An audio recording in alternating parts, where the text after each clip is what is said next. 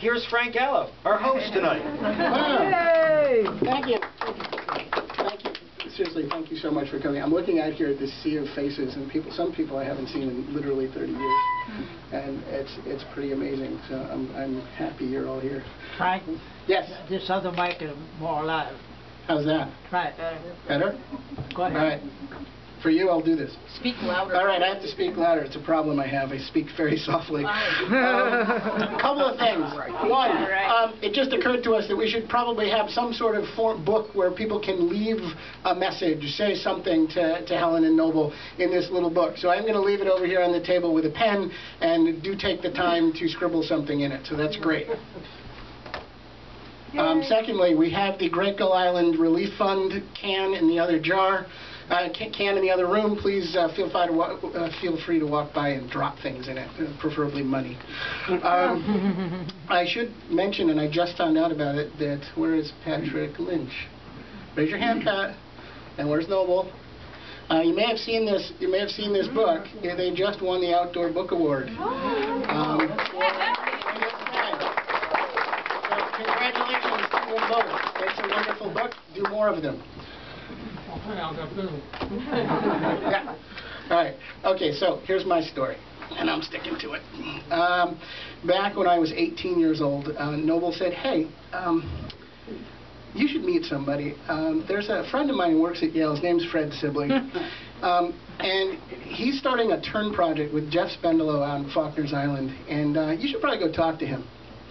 And so he tells me to go down to Stony Creek, to the Yale field station, and to meet this guy, Fred Sibley. So I drive down to the field station, and I pull into it's this convoluted route to get there. I get there, I pull up, and there's this man. He is arm deep in a vat of formaldehyde behind the building trying to fish out some whale part, okay? And he says, I'll be with you in a second. And he's fishing around in there, and then he comes out, wipes his arm off, shakes my hand, says, hi, how are you? Do you know how to run a Boston whaler? I went, yeah, sure. I can do that. He says, here's what you do. Jump in the Boston whaler. He brings me down to this Boston whaler. He says, you go out for until you hit this red marker buoy, and then you turn at 270 degrees and you go 5 miles, and you'll hit Great Gull Island. you'll hit Faulkner's Island. And I said, okay. And I get in this boat and I go out, and there's this red marker buoy. I get to the marker buoy, I turn, and I go like 280 degrees. I'm like,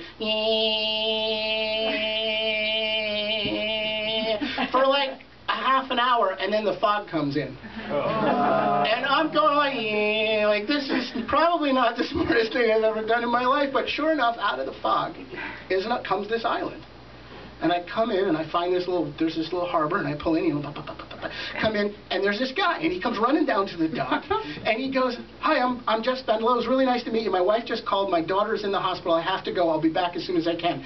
Jumps in the boat, and off he goes. So I'm standing on the dock, and he yells, make yourself comfortable, and he leaves. Well, he didn't come back for 3 days. So I'm stuck on the island. This storm comes that afternoon.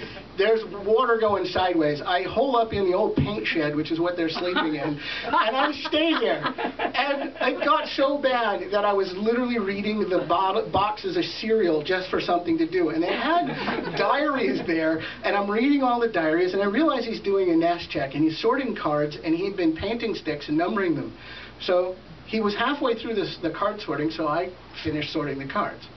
And then he was painting sticks, so I painted the sticks. And he was numbering them, so I numbered them. And then I sorted something else and did something else. And I get this radio call, Faulkner's Island, this is Jeff Spendelow in Stony Creek. I can't come out today, it's too rough. I'll call you tomorrow at 10. This went on for 3 days.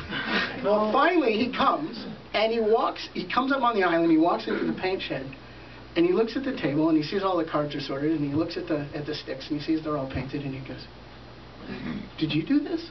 I said, no, the tooth fairy did it. Yeah, I did it. He goes, do you want a job? I said, yeah, okay. And I spent the next 5 years working on Faulkner's Island with Scott Hopkins and Cindy Pratt, who's another student of Noble's who's not here tonight. And Jeff taught me how to band birds, and he taught me how to band birds as in both at Faulkner's and also in the park system in New Haven, where I got my first job as a park ranger because they knew me from banding birds. Then I went on a trip with Noble to Costa Rica, the first trip he ever led with his 4 Points Nature Tours, and I got a job in New Canaan, and they asked me to be the eco-travel director because I had already been to Costa Rica. Could I do this for them?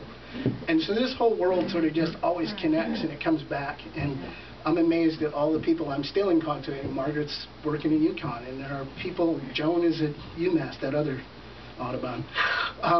And it just, it's a giant family, and it's really nice to be able to reach out to that family, and they come back. And so thanks. Who's next?